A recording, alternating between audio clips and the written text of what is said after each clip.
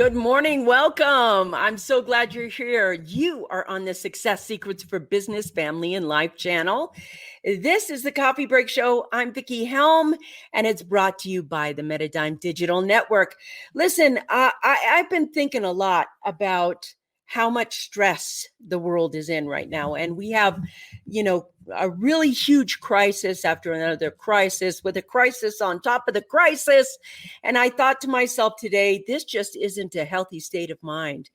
And so today on the Coffee Break Show, we're going to be discussing how we can release stress, how we can use some stress reset processes. And at 11:30 today, I'm going to be joined by Isabelle Tierney, who's been on here before. She's kind of our stress reset expert, and we are going to be doing some work today on this show. So if you are listening on one of our channels, if it's iHeartRadio or iTunes or Pandora, where you are listening to the show, I just want to welcome you here. And, if you are here with us every day on one of our channels, thank you for being here. Thank you for showing up. But I want to talk a little bit about the stress we're feeling. Hey, Karen, nice to see you on today. I want to talk about the stress we've been feeling, the stress that we have, the stress that we're under right now. One of the things, yes, I love Isabelle Tierney too. Stress reset. Isabelle Tierney did such a super job on her previous show. Do me a favor. Would you find that previous show? And could you guys put a link to that previous show in there? So if they want to see the whole reset show, they can. But today I was looking at the world and I was like, oh my gosh, we are under so much pressure right now.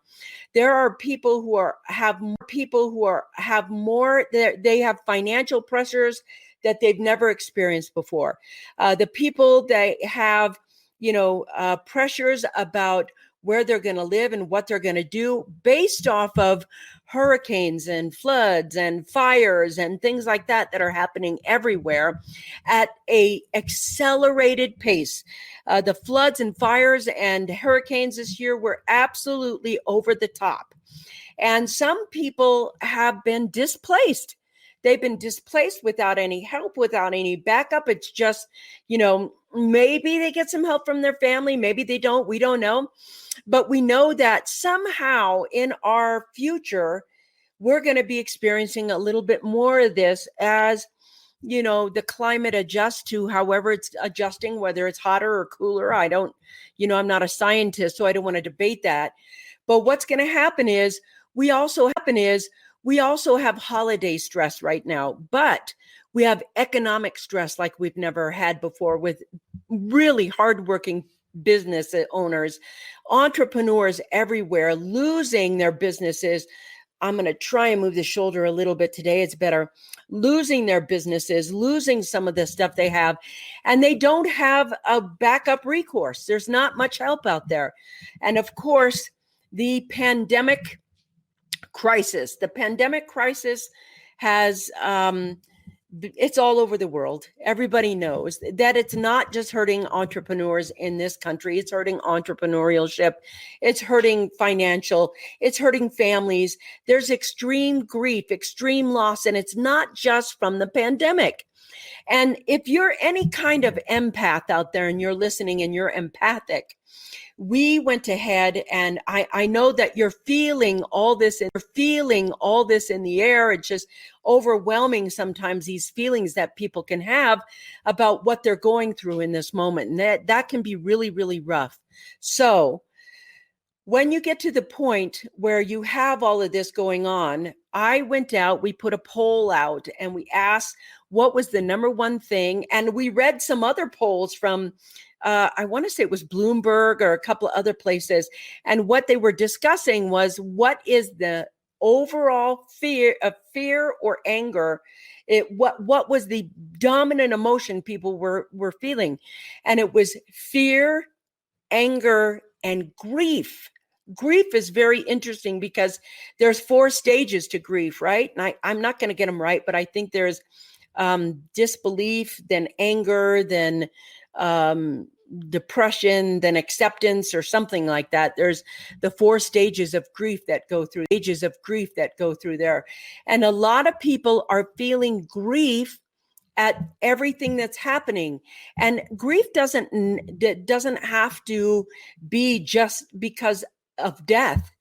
Grief right now can be the ending of your business. Grief right now could be the high divorce rate because the pandemic is keeping families jumped up. Grief in our kids and stress in our kids because their routines are, go to school, no, come back from school, no, go to school, no, come back from school. There's so much uncertainty in the air around the world that we are in a zone of stress that I don't think the world has been in since, I'm going to guess, 1918. Now, somebody put up some statistics for me last show, and I think it was Susie Nelson, not sure. But they said 1918, 50 million people died from the Spanish flu around the world. And the population was much smaller than it is now. So, and there wasn't all the internet that we have right now. And I know that we have vaccines coming and our doctors are in there and they're working as hard as they can. But in this moment, even though a vaccine is in some places, we don't know yet. We're running probably one of the grandest experiments there ever was on Earth right now. And what happens is, whether you're an empath and you right away feel the stress of that, if you're an empath, you feel the pain in the world, or you can see it or observe it.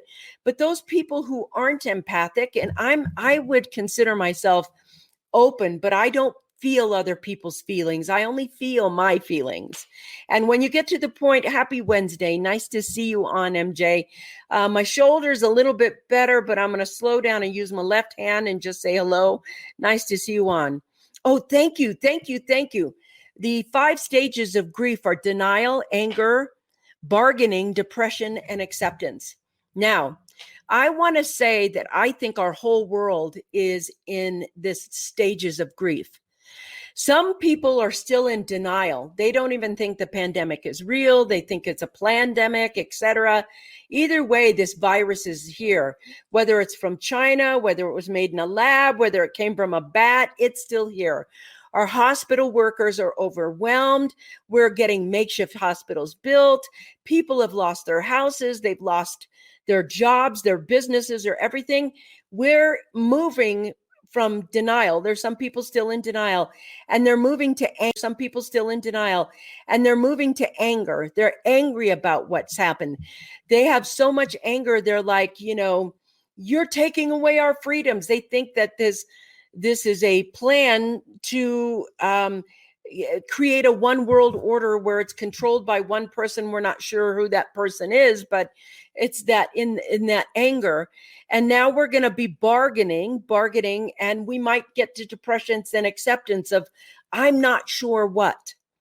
I know there's a lot of stories out there too. I want to add confusion to this list right now, because we do have a lot of confusion. We have political confusion right now versus the side that says the election was corrupt and the side that says there was no corruption, and the suits that are going back and forth between them.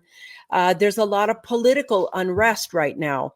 And these things have been so huge on the world that there is a basis for kind of a continuous confusion, a continuous denial, a continuous anger, a continuous separation between us and whatever side you think you're on. There, that separation is there.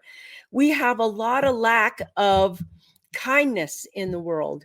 And people, it got so bad they wanted to bring Christmas on early. So, right after October, we started seeing Christmas stuff happen and a little bit of Christmas music.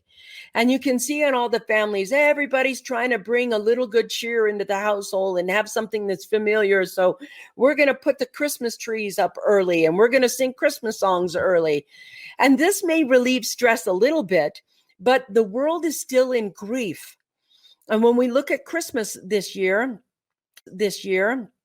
You can look at it from one standpoint where we are stimulating the online economy because the online stores it's been so big shopping on the online that it's set records already. And we're not even close to Christmas. That last week before Christmas, when everybody kind of used to shop like crazy, we have right now those people that are absolutely just running. And we haven't seen that yet. We're already setting financial records for that. So what happens is I think, part of me that's saying, what is real? What's real? And our routines don't make anything real. They make them familiar. Like, oh, Thanksgiving comes this time of year. It's a routine. We do this routine. It's familiar, but it doesn't make it real. The action you take to engage in the holiday, that makes it real for you, doesn't necessarily make it real for anyone else. So I want to get down here and speak like I'm your friend, or I'm your grandma, or someone who's talking about what's real. Whatever you create for you is what's real. What's happening with you right now is what's real. So even if it's the story, even if it's just a story, it's real to you. So in that stress reset thing, when we take a look at your reality, the number one thing is, what story are you telling yourself? Are you telling yourself that things are falling apart, or that we are headed towards a calamity of some sort, or that you lost somebody you really loved and you are in the stages of grief? Wherever you're at, that's reality. And no matter what holiday comes along, doesn't matter what holiday, that thing is only a medication about what's real for you. If it's real that your house completely burnt down in California, your entire community burnt down in California, and you've lost everything, and you don't necessarily have a new home to live in, or a job to find, or a community that you're there, that's living a type of reality. If you have everything and your family is fine and things are looking up and you have joyful stuff in your life, then that's your reality right there. And it doesn't matter what holiday comes around. That's just a thing you get to experience. The thing I like about the holidays is it makes people kinder, nicer, gentler. They're more sharing and more giving. And that can help everyone relax. But after the holiday, we still have a president and a president-elect. We don't actually have a leader, particularly in the United States yet, that is, moving in. We still have tons of people whose entire economy for them, which is unemployment, is going to be running out at the end of this month. We have people who are going to be served with eviction notices with no place to go. We still have a lot of damage to assess from this pandemic for all those entrepreneurs that had their business that was up and running, and they've had it 3, 5, 10, 15, 20, could be generational. And they're fighting to keep their business open, or they're being grief-stricken because they've lost it all, and they're not quite sure what their next move is going to be. So with all of these things in face, and the news that happens. So one of the things that I think is stressful for me is how many of our politicians have gotten COVID. There was COVID that just went rampant through the White House. And so that is a little alarming as far as our leaders go. And the lack of transparency from this virus. In other words, there's not one narrative. There's like 1,000 narratives about the virus. Some are that the PCR tests are just useless. And, Elon Musk, he tested 4 times in a day, and he got 2 that said he was, virus full, and 2 that said he was virus empty. He had 2 that were positive and 2 that were negative in the same day out of 4 tests. Could you imagine that, all those false positives? Is there really corruption behind this thing that says, and you might be saying to yourself, yes, there is corruption, but we don't actually have perfect fact with that. We have narratives that tell us stuff, but not perfect facts. I really like Chris Martenson. He has got a YouTube channel. He's a doctor, and he's a pathology doctor, if I'm correct, if I'm saying it right, Robin. Pathologist, is that correct? But he studies diseases, and he is being censored. He's being censored. So I know I know for me, I have questions about censorship and what's the truth and what's not the truth, and why there has been such incredible censorship lately. Or maybe not corruption, but maybe rushing to, hang on, I got to get my arm up here. Let's see. Or maybe not corruption, maybe rushing the things forward way too fast to be effective. Maybe that's there. We don't know yet, but could you feel yourself right now just sitting here, just for a moment? Let's just take a moment and actually notice that you're living in this. You're watching your friends go through this, family members go through this. You're watching people that you love from near or far go through this. They're sharing their stories from around the world going through this. In the United States, we have the largest case history of this coronavirus narrative going on, which to me is shocking. How can you be the greatest country in the world and not be able to have protocols that would have deadened this? And how is it that our systems are being so stressed, and we have all of the healthcare workers telling us that this is real, and then we have people telling us that it's not real, or that there are better treatments than this shot we're getting, which right now I believe is free for us. I'm not sure. But Chris, thank you. Chris Martenson is a pathologist. I like to watch this guy. I think he has been absolutely following the trend and giving really excellent information, probably the best information out there. And if you could put his YouTube channel in there, that I'd really appreciate that. This is him right there. Chris Martenson hosts the Peak Prosperity YouTube channel and podcast, and he's worth listening to every single day. But getting straight information, we're living in this chaos. I think this is warlike violence. It's a different kind of violence. It's not guns and bombs and bullets, but it's gaslighting, misinformation, and fear tactics, which is equally as harmful to your state of being.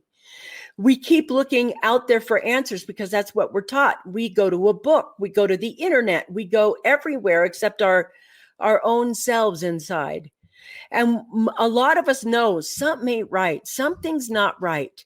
And I think that's fueling the search, because there's part of us that is saying, something's not right here. I need more information. Something's not right here.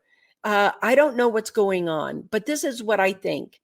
So then we take to the internet and we're trying to find that answer that feels like matches our knowingness inside. And when we find it, like, oh, this makes sense to me, this is the narrative I'm going to follow, you're not finding the truth. You're choosing to follow a narrative, and that's vastly different. It's vastly different than actually accepting or getting the truth. So what happens is, as we look and we're looking for the truth, if we don't get the narrative we want, we continue searching or watching or looking or thinking or doing. And right now, we have never been put through this kind of whirling dervish that's going around. We have an infodemic. We have an info war. And we have this kind of information that is manipulative. It's some of it's truthful, some of it's right on, some of it, but which narrative is that? How do you find the truth out of there? A lot of people think the truth is in the citizen the citizen journalism. So they like a lot of citizen videos, because citizen videos show you what's happening. But now we have so many manipulators that are in there that are making manipulative videos, the untrue posts, the untrue everything. There's fake news, and both the citizens and the news media make fake news that drive the agenda of the public. And so right now, when I see all of this and I sit in it and I feel all of the confusion or the aftermath of what is happening from that, one of the things that I get to think about, or I get to do something about, is stop looking out here and start looking in here. And what do I mean by start looking in here?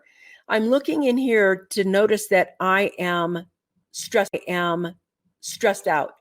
Notice that I am being led. And I'm not thinking for myself. And one of the greatest things that I've gotten in my lifetime was, you guys know I spent a time as a police officer back in the day, and I got these really great trainings on collecting evidence and looking at crime scenes and going ahead and taking a look at where it is from where I am and working it back and collecting the evidence to see the crime scene, to see what unfolded when it was happening. So, you had to recreate, but looking for really evidence. There's a difference between evidence and speculation. And I remember understanding the difference between speculation and evidence. Our politics is a lot about speculation right now. It's not based on evidence. It's based on the possibility or the speculation of. And some people would like to, they like to go back and review everything to see if there is a type of corruption in a system, so to speak, which I think is fair. I think that's a fair thing to do, because if there's corruption in our political system, there's corruption everywhere. But I also think if there's already been evidence that it's not, what we hear on the news is our system is corrupt. There is no evidence of the system being corrupt, but we never get to see the evidence that it's corrupt. And we never get to see the evidence that it's not corrupt, or how it's not corrupt. There's not corrupt. It's almost like a baseless claim, either side, whatever side you take. We don't get to see how the evidence is gathered, how the evidence was evaluated, and we don't get to see it from either side. Those that do or don't. And I have some sense of this feeling that some of this is being created on purpose. And, I don't know if I'm an independent, because I think both parties are corrupt as all get out. But I think that some of this chaos is purposely being created. The chaos part of it. The fact that you don't feel your center anymore, the fact that you can't find who you are, or so you can feel so much stress that you're so much stress that you've lost everything or done everything, that you're absolutely brought to your knees so that you will follow the narrative, whatever narrative you choose to follow. And so this is really important. Evidence, the available body of facts or information indicating whether a belief or a proposition is true or valid. We don't get to see the evidence, either side. Those that say there is corruption, those that say there's not. You've not brought us any evidence that it isn't corrupt, and you haven't brought any evidence that it is corrupt. What we're not seeing is any evidence. So how then can you choose, without having all the information, what the facts are? You can't choose what the facts are. Do you get that? And I think maybe they don't want you to be able to have facts. They want you to follow their narrative. They don't want you to be intelligent or discerning or knowing or etc. It's completely different. Indicating whether a belief or a proposition is true or valid. Is this a valid thing that we need to look into? Speculation, the forming of a theory or conjecture without firm evidence. This is where we are right now. Both sides are being speculative. There's no evidence that there was ever any kind of, well, you've never shown us that there's any evidence, that there's no evidence of tampering with anything. You haven't shown us that. But again, you haven't shown us that there was something. And this is all the difference in speculation. And these things right now that are happening are causing more stress to humanity than humanity knows about. Now, I know some people in their gut are like, oh, I know that the election was stolen. It was stolen. Right now, there's no evidence that it was stolen. There's no evidence that it wasn't stolen. And when we take a moment to have discernment in the middle of something, we have to take a look at the evidence that's coming in, not the speculations that are coming in. So the way our system works is when you file suit and you have to show proof of evidence that you actually have part of a case that is worthy of being followed. And so right now we don't have that. And I'm not sure how that's going to affect January. Hang on, I need a sip here.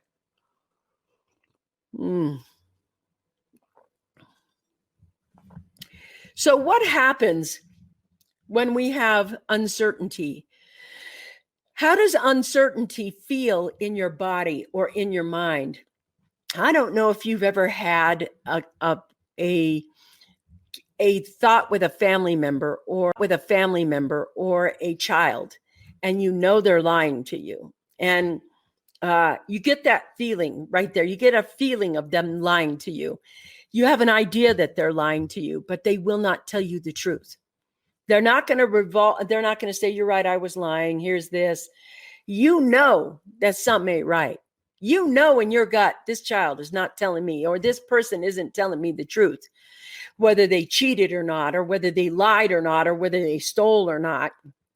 Whatever it is, that person isn't going to tell the truth. So you can spend forever trying to get this person to tell the truth. You can do that, or you can go ahead and find a different way to go ahead and have the truth be brought to you. But I think the better thing is to release yourself from stress. I'm going to bring Isabelle on right now. Here, let me get my headgear on, Isabelle, because I'm not there. I want to catch you up on the conversation. Thanks for joining us today. And I want to let everyone know, I did not even give Isabelle 24 hours. She rearranged her day to do her friend a favor and come on and talk about the amount of stress. Thanks for being here. I appreciate you, my friend. Of course, it's you. I would do anything for you. Thank you. Listen, I want to tell you, we just did a very big poll, and the poll came out that I'm hearing an echo in the background. Do you have headsets at all, or? Because they're going to hear that echo. Is it bad, the echo? You know what? Give me a minute. Keep talking. Yes. Okay, great. Okay. So as long as you can hear me, I'm going to keep talking out loud. We did a survey, and we took a look at a couple of other polls that came through, and there was in the survey, 3 responses that people were having right now.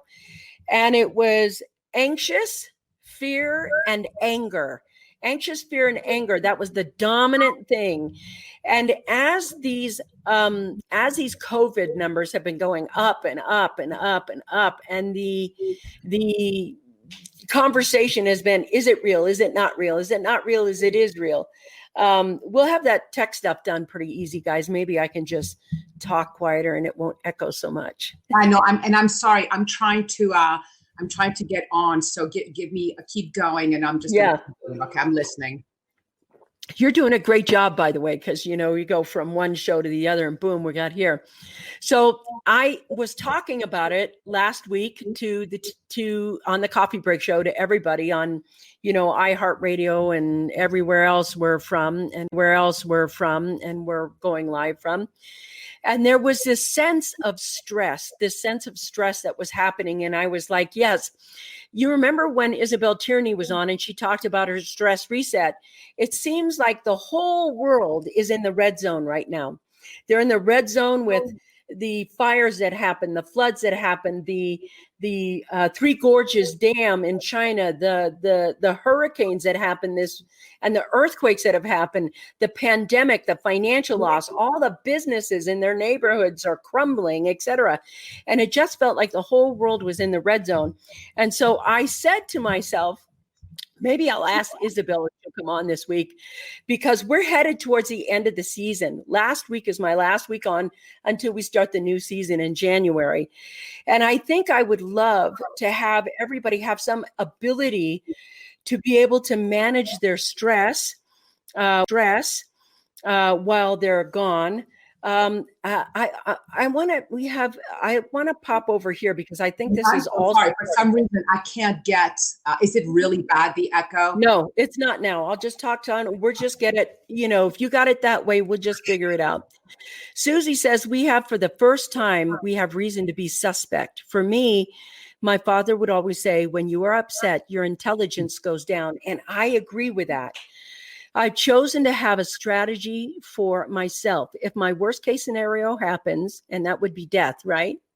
And I will add my passport is valid, and I made sure it can be used. I want to let you know, Susie, so have I. And that's a conversation we'll have at the beginning of the year as a show, by the way. And thank you for being here. So the thing about the feeling of suspect, the feeling of stress that we are feeling right now in the world, and the world being really well in the red zone, the object I remember is, even if the world is in the red zone, how do I keep myself in the green zone? That's what I really want to work at today. And I'd love to have some techniques that we can leave people to help them manage their stress, to help them remain in their center. And also for those people who are feeling grief, I mean, just grief from loss of a loved one, loss of their family home, or just loss in general. There's so much loss going on right now. What can we do? Because we need our intelligence. We need our souls to help us rebuild or reimagine a different life. You know what I mean? Yeah, there are two different pieces that come to me. Let me go for the first part first. So in the work that I do, right, that's the Feel Good Life, the stress reset, we talk about when we are in the red zone, in that stress response, our brain is wired to look for the negativity, right? To look for what's interesting. And it's called the negativity bias. We literally cannot see what's right. We can only see what's wrong, because when we were cave people, right, and we went walking down a path in which, you know, we had already experienced danger, it was important to look for the signals if that danger was happening versus to see the beautiful prairie. Our limbic brain still works like that. So for me, this work first helps you identify, am I in the stress response? What are the signals? You were naming them all. Anger, anxiety, irritation, frustration. It can lead to long-term depression, numbing. When you are in that red zone, I teach 3 steps. And think of a traffic light. Really simple to remember. Step number 1, stop. Whatever you're thinking and believing in that red zone is gonna have distortion to it. I get it, the world is more dangerous. I get there's some truth to it, but in this moment, are you in danger? In this moment, do you have to be reacting as though there was a bear in front of you? So stop, don't believe anything you think, feel, or want to do. Step number 2, slow down and breathe. That is to get yourself to the yellow zone, which is between red and green. Breathing deep abdominal breath is the fastest way to tell our bodies that we are safe. Breathing is not a stupid thing. Like, it's like, oh, really? You're going to tell me to breathe? No. Breathe is actually the physiologically fastest way to telling our bodies that we're safe. Because when we're stressed out, our breathing is rapid and fast, right? To get all our energy to fight or flight. When we tell our bodies that we can slow down our breathing, it's like, oh, I'm safe. So that's number 2, yellow, to get yourself to yellow. And then to get yourself to green, go. Take a feel-good habit. Take a feel-good action. Again, really, you're telling me to do something as simple as that, like calling a friend, taking a bath.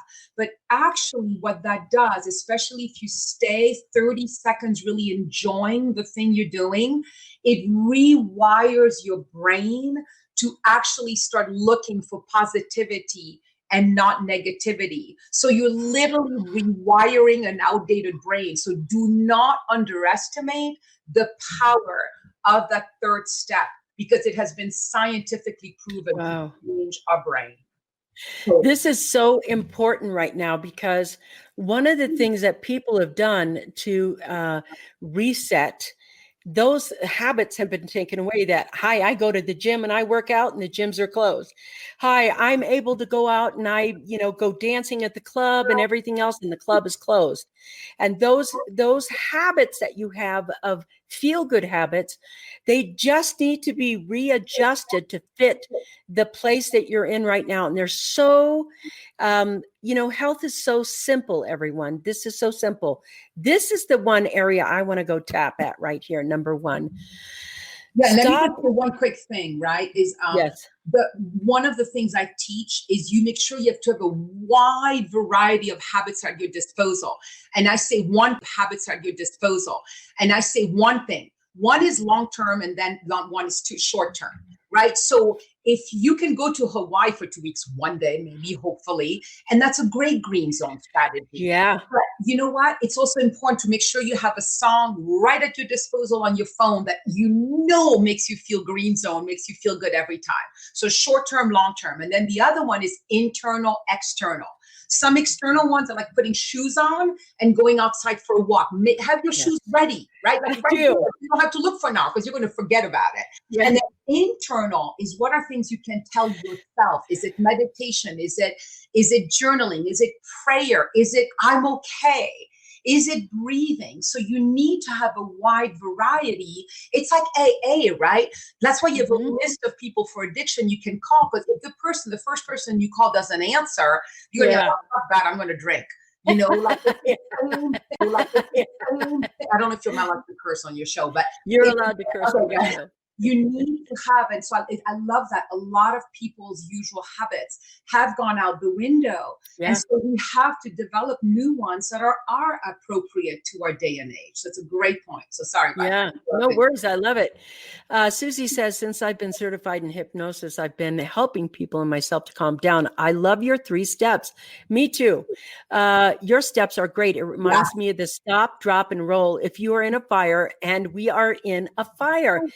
This is so true. I want to let you know that, you know how Oprah has her people, she's got like her Dr. Oz and Rachel Ray and Dr. Phil. I want you to meet the Coffee Break Show, Dr. Phil, right here.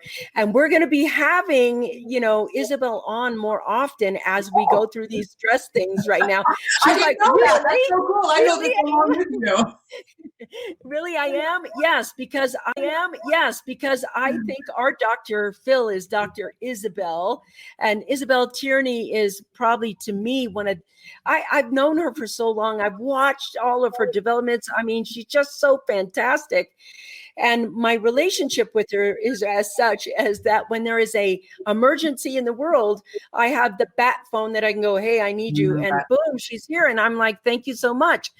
This is the kind of thing that we have. We have that access to this. But it's like a stop, drop, and roll. And these things that they sound basic, but they're so powerful. And I want to go back to number 1. Yeah. Because for me, this is the hard part. There can be a kind of negative intimacy with your thoughts, thinking, and feeling that I can enjoy. I enjoy my righteousness, or I enjoy the thought that I think this is, I have a sense of belonging to a group of people who thinks in that way, or somehow that I'm hooked. And that stop whatever you're thinking or feeling, that can be hard to do if we are Wired. celebrating that negative intimacy that we are having with these thoughts. There's a power of a group of people who are, birds of a feather flock together, but they also smell of the same shit. So you can get over here and talk in that negative way. Yeah. And some people find that how they're connecting is to talk about their problems, to talk about how can we figure out, because when you get to the point where stop whatever you're thinking and feeling, you have skills to manage your ego, to say, stop, Vickie, now. That's not healthy for you. Well, yeah, you have to understand, you have to feel the suffering. I mean, so I'm not talking to people, there's like the 5 stages of change that are so beautifully described. Like the first one is, you don't even believe you have a problem. That is not who I'm talking to. I'm talking to those people who go, oh my God, again and again, when I get on Facebook and I read all those political things, I notice I go and binge on, I go yell at my husband, or I feel like crap, or whatever it is, so, or you've got to know that there's a cost. I call them false good habits. False good habits, love it. Think about false gods, right? Yeah.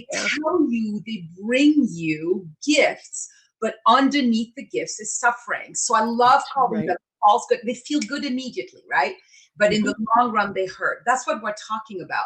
The people who come to work with me are people who understand that what they're doing is hurting them and want to find a different way. So then they get it. Like, oh shit, whenever I do that red zone habit, that false good habit, I end up hurting the next day, the next month, the next year. I want to do something different. That's when they're willing to learn the process. So, and this is so important what she's saying, because there's a point where you have to be willing to call yourself out.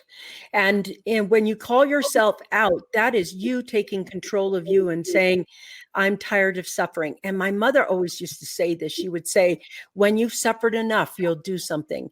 And right now there's so much unnecessary suffering going on. And somehow, when you're able to stop what you're thinking, to me, you're taking your power back. Yes. And that taking your power back is essential to go to the next step. And that next step is just slow down. Just put your car in neutral for a second. You don't have to step on the gas pedal, and you don't have to hit the brake. Just be in neutral for a second.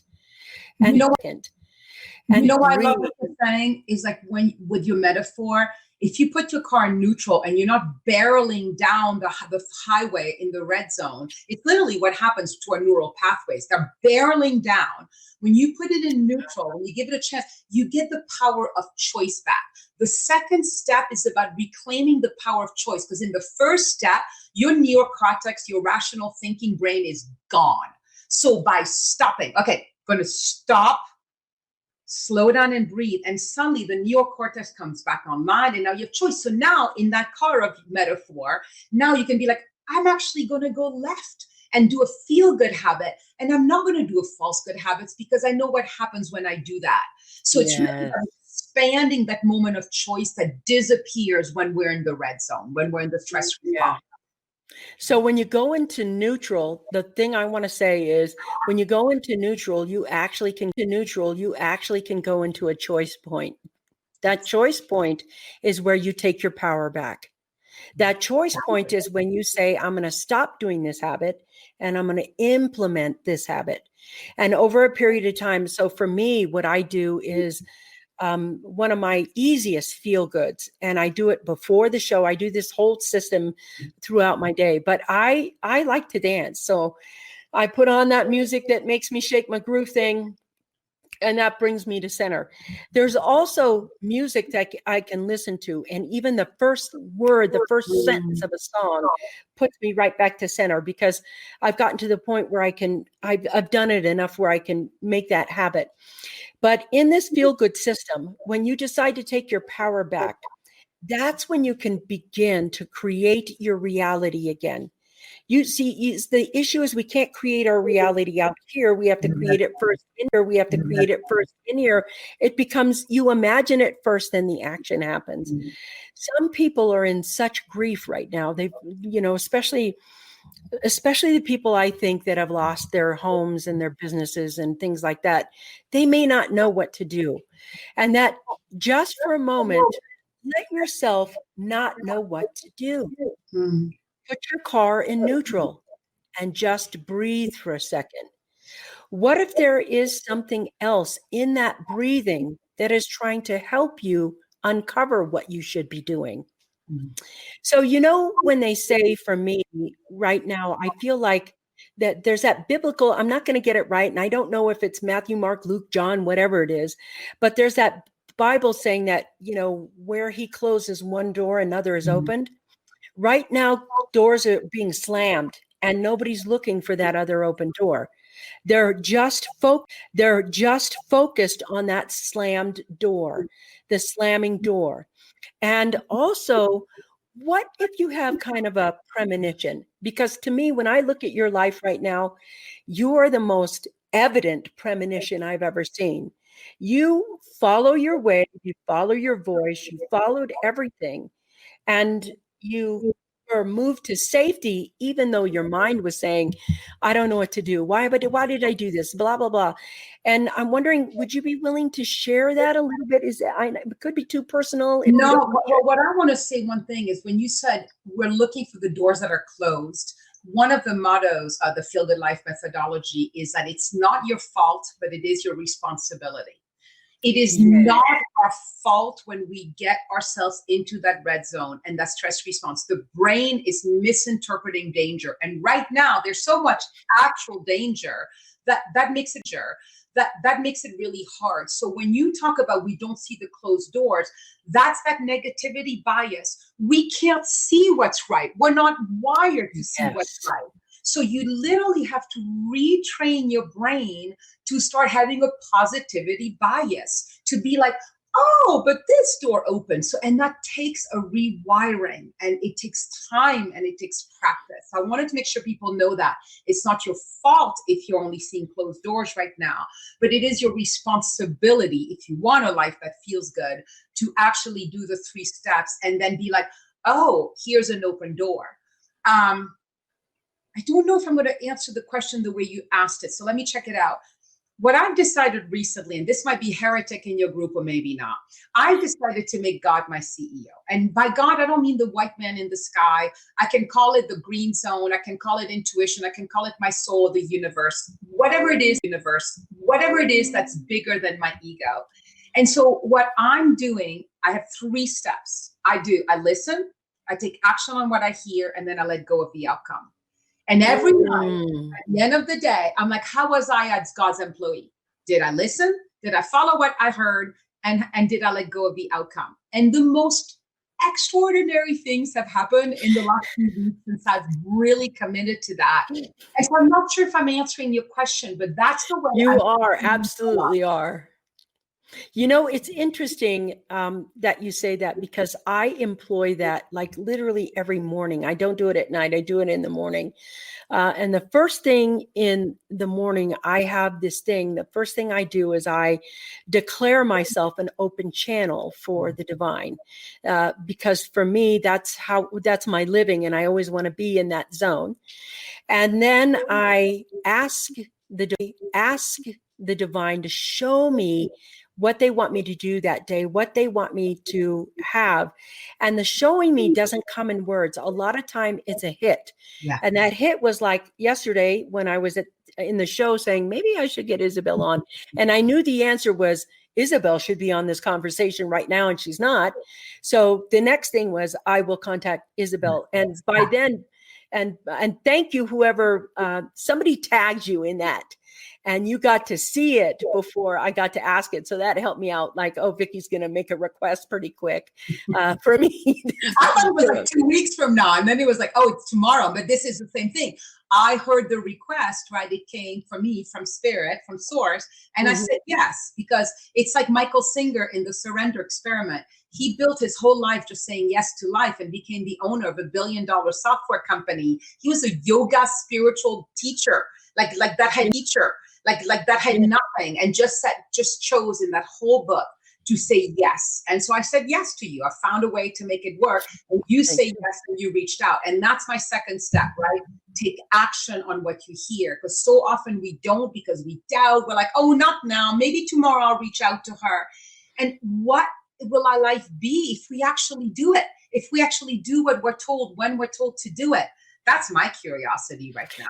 And that's a beautiful thing right now, because even talking to you about this, my stress drops down. I'm like, yeah, it's not even about, this is all play and blah, blah, blah. But to some people, it's really, really real. And the thing I like about the stress reset is there is duality, but there is also transcending duality. And sometimes duality creates power struggle back and forth. And what happens with you surrendering is that you're not using your mind.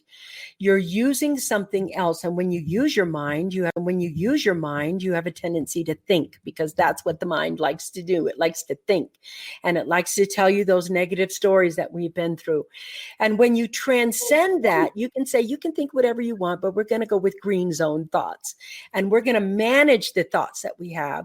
And we're going to take our power back, and we're going to step over it, and say, you know, when you're in the point where you're aligned with that piece of the divine, again, I sit down and I do this in the morning. Then I am a channel for the divine. And then I have my affirmation that I do throughout the day that brings me back to my center point, where I'm surrendering to the moment and to what's being said to me, so that I'm unfolding that moment to moment to moment to moment. When I argue with that moment, what's telling me, I go back down into power struggle. It's either my way or the highway, or thy way and surrender. That's really my two choices right there. And I feel like my way or the highway is full of suffering. Yeah. And it's so full of suffering. And I don't know if it takes for all of us a lifetime to figure it out. You know, I'm 57. I don't know how old you are. And I'm over it. I'm over it. There's such a clear example of when I follow God's will, things go. And it's not, that's why the third step is so important, of let go of outcome. I don't know. I realized I didn't know what God's will was for me in my life. I know that everything I've gone to up until now where I've followed God's will has been amazing. But even failures can be amazing. Like even if I were to fail the next 6 months, my business, by doing this, I actually trust that means I was supposed to. Yes. And I want to say one thing about the red zone. That's really beautiful what you just said. I'm sorry. Okay, let me slow it down. That's just beautiful what you just said. Even if I fail, I have to believe that that's God's will. I'm paraphrasing because you said it perfectly. And how much faith that takes. Wow, that's incredible. Even if I did this, and I failed at it, I have to see that that's God's will and see what's next for me. Because I'm exhausted from listening to my will. I mean, for me, this is where I've come to, goes back to what we were saying a few minutes ago. Like you said, well, what if people are addicted to the red zone? And those are not the people I'm talking to. What I'm talking to myself and right now in this conversation is I've gone to the point where doing my will was competition, envy, was like thinking I should know the way the world should unfold, trying to control the world to make it unfold. I'm just freaking tired. I'm not freaking Mother Teresa. I'm just tired. It takes to push against life. Yes. Takes so much energy and work. And I just have no interest in it anymore. And I want to go with the flow, like you were saying. I really, it's just much less exhausting. And what happens down that river, I don't know, but I'm really curious to find out. Yes, that curiosity is there. So when you're away, people, and we're going to be next week we're not going to be here till January. It's the end of the season. And trust me, I will promise to have Isabelle back on next year sometime. But while we're dealing with this, I want to make sure that just write these down. Just write, number one, stop whatever you're thinking and feeling. If it's stress, like I'm worried about where am I going to feed my family, or where's my job? I'm going to lose my house, blah, blah, blah. Those are very, very hard thoughts to stop. Yeah, But and I want to say a detail about that. It doesn't mean they're going to stop. They're not going to stop. It's about you stopping and not taking them so seriously. Just being like, oh, I'm in the red zone. My thoughts are distorted. They're still going to go. I don't want them to be frustrated that their thoughts are still going. It's just you're stopping and you're not entertaining them anymore.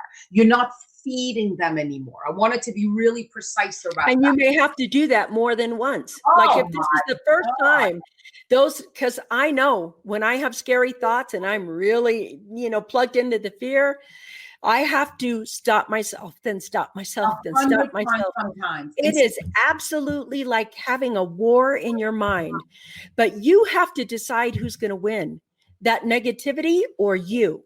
Yeah. Are you going to win or that negativity? It's a distortion. It is not personal. You're not thinking those fear-based thoughts because there's something wrong with you. You're thinking those fear-based thoughts because your limbic system is activated and thinks you're in danger. There's no shame. That's why it's not your fault. Right? That's right. It's not your fault, but you get the responsibility of changing out of that. So yes, so step number one, good. So let's stop do whatever you're thinking and feeling. And here's what I want to say. I think this is an important factor here that Isabelle said, and I want to make sure you do this with step number one. Oh, my thoughts are in the red zone. You've got to say it out loud. You've got, oh, my thoughts are in the red zone again. Oh, God, my thoughts are in the red zone again. My thoughts are in the red zone again. Don't shame yourself. It's not your fault. This is something that happens, but you have to identify that your thoughts are going into the red zone, because then it allows you to throw the gear in neutral. You can go, you don't have to blaze down the highway at top speed, and you don't have to hit the brakes and come to a full stop. You just put it in neutral for a second, breathe deeply into your belly so that your body begins to know it's safe. I'm safe right now. You're taking that deep breath, and then take a feel-good action. So that means you have to have in your list, what are my feel-good actions? Here's what I want to tell you mine are. Mine are, can I go for a walk with my dog? Because my dog brings me great joy when I'm on a pet and it's wagging its tail and it's happy. It makes me happy by just being around it. So go for a walk. I like to bike ride. I do the song and dance thing all the time. People are just, that song and dance thing that I have. I go get a hug from my partner because we're hug deprived right now. This is the way of the world. We're not getting to be around the things that we love so much. We have to be careful in all these other sometimes rules and laws that are coming in, where it's like 6 feet apart, 12 feet apart. Pretty soon it'll be 24 feet apart. But we have this time. We just have this time. So you want to be able to create your feel-good actions ahead of time so you can just pick one from the list. Exactly. Because the waiting is going to kill you. They say we have 5 seconds before the brain starts going back into negativity bias. And I want to say one thing about habits. If you are really high in the red zone, moving is the most important thing you can do. So doing a habit of moving, just do 10 jumping jacks. Because if you're really high in the red zone and somebody tells you to go meditate, I'm going to be like, F off. Right? Because your body is ready to fight or flight, and it can't actually be journaling. So sometimes, I'm in the red zone. I'm going to take a couple of breaths. I'm still really wound up, and I'm going to dance, or I'm going to sing. Movement sometimes is the only feel-good habit that should be used. Once you have lowered that stress, then you can journal and say, what happened here? Or then you can meditate.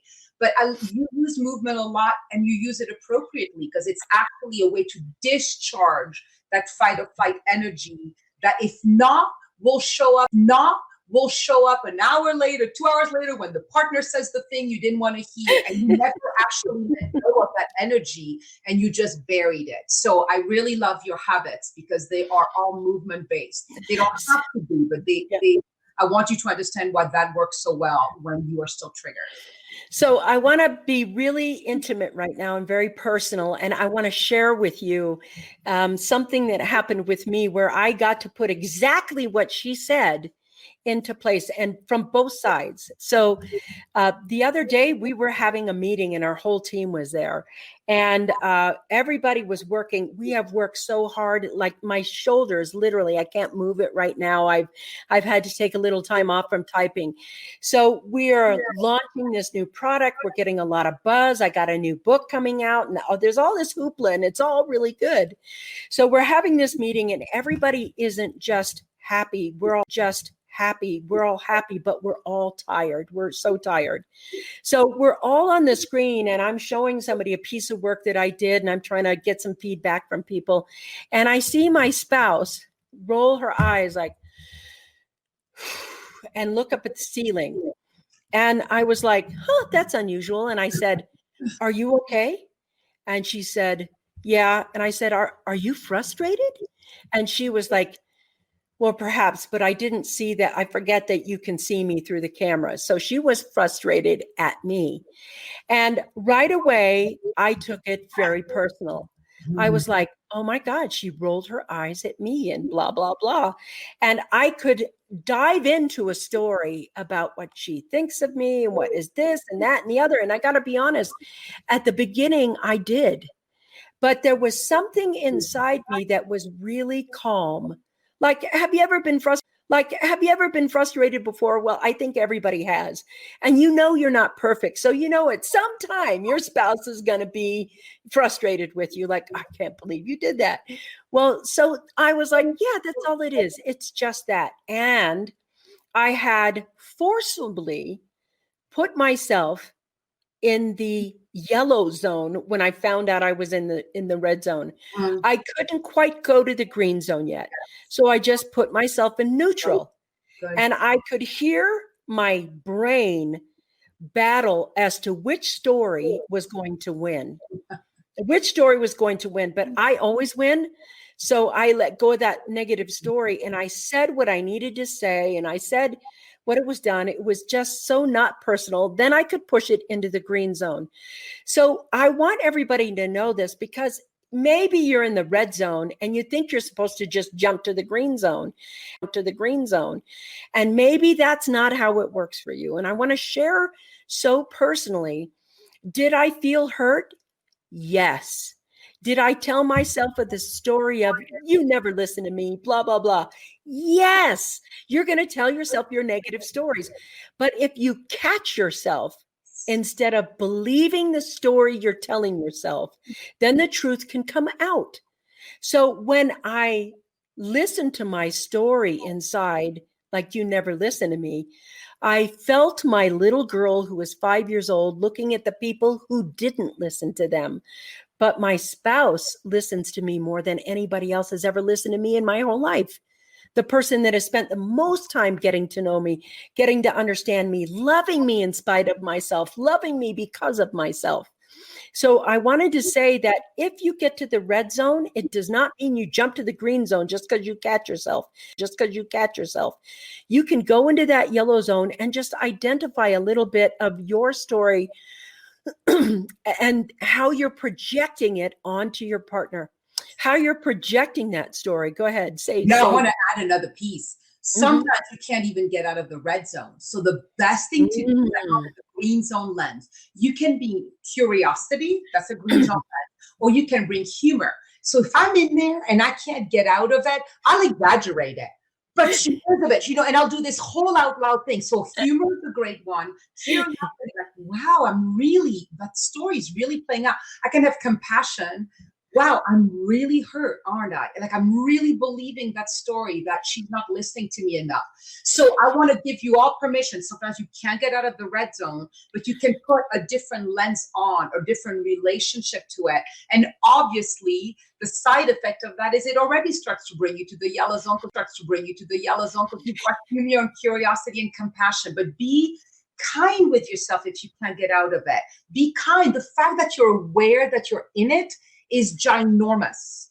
And just be like, I'll say, yes, I'm in the red zone. I can't get out of it. Just stay away from me. Because when I'm in the red zone, I will look for any opportunity to discharge my energy. So I'm just like, back off, dude, go to your office and don't talk to me, because I will find a way to be pissed at you, you know? And I know that I'm responsible, right? I'm responsible with my red zone energy. And that's the difference. Never going to be constant green zone people. Never. But how do we love our humanity and be responsible with our humanity? That's my question of my life. Your system is by far the best one. A, because it's simple. B, it's only 3 steps. It's relatable. And once you start practicing it, you can pretty much go through the zones pretty quickly. The way I got to the green zone after I was in the yellow zone, I got out my journal and I wrote, I am grateful statements, but I did it for my partner. I am grateful to my partner because she does this or says that or is like this. And suddenly you can see how many things you're grateful for her or from me, for her being in my life, and loving it so much that it made that stupid eye roll look just hysterical. It's nothing at that point. That's an amazing feel-good habit. And that takes a lot of skill. Again, when we're in the red zone, it's like, I know I should be doing gratitude. So that's why that second step is so important. You really have to stop, slow yourself down. And it could be that you dance like a crazy woman before you do that gratitude list. Like really trust, because sometimes we don't want to do the gratitude list, but that's a really, really beautiful one. And the final thing that I want to say is that for me, they're all sacred. All the zones are sacred. They're all God for me. So we have to be really careful that we don't go red zone bad, green zone good. They're all expressions of the divine. It's just that different expressions that have different consequences. So when we see it that way, it changes like our ego wanting to be like good, bad. And now suddenly, once again, we're at war with ourselves, which is not the point of this work. I'm sorry. I just love your work so much. And I'm so glad that you're a VR, Dr. Isabelle Tierney on our show. I'm not a doctor, so we'll just call me Isabelle Tierney. Come up with a great name by it. And the other thing, remember, and we'll talk about more about the scale that precedes it next time, but it's colors of the traffic light. It's colors of the traffic light. That way you remember. All you got to remember, stop, slow down, go. Stop, slow down, go. If you remember a traffic light, you'll remember my 3 steps. That's what I freaking love about them. I do too. I love it very much. Isabelle, thank you so much for taking a moment and just saying, I'll get on and do this. For everyone out there who's feeling anxious, who actually would like some contact with Isabelle, who would actually, and I would say, if you are relating to this zone, this stress reset zone, and you want to contact Isabelle, do so right now. And I'm going to ask you, where would you like them to meet you? Where would you like to meet on Messenger? Find me, Isabelle Tierney, on Facebook, and then just write me on Messenger. In February, and we can talk about that in January, I'm going to do a 10-day challenge. That's called the Feel Good Breakthrough 10-day challenge. And we are going to go you're going to pick one area of your life that you really want to change. And we're going to take 10 days and just dive into like changing every day one habit about that area of your life. And I think it's going to be thousands of people. And we're going to freaking be an energetic wave that we're going to support each other through that. So just know that that's coming up in February. Now, as soon as I have details, I will share. Robin, would you do me a favor if you haven't put Isabelle's Facebook group? Yeah, and I've just done her there. My business page, and the business page is called the Feel Good Life. So you guys will hear Vickie will sometimes talk about the stress reset, sometimes the Feel Good Life. The stress reset is the business part. I teach this to corporations, and the Feel Good Life is for the self-development for us. And so really you'll see it's the Feel Good Life. And I'm in both. And you'll find me in both. Exactly. If you see my face, join the group over there. All right. Well, thank you so much for having me on. It's always so much fun to be with you, and I can't wait to do it again. Yeah, and here it is, you guys. There's a Facebook, Isabelle Tierney. Get there. She's got a 10-day challenge coming up. You definitely want to have your new year start off really great. This 10-day challenge is going to rock, and I want to see you there. Thank you for being here. That's the Coffee Break Show today. I love you all. Peace out, and I will see you tomorrow. Bye. Bye. Bye. Bye.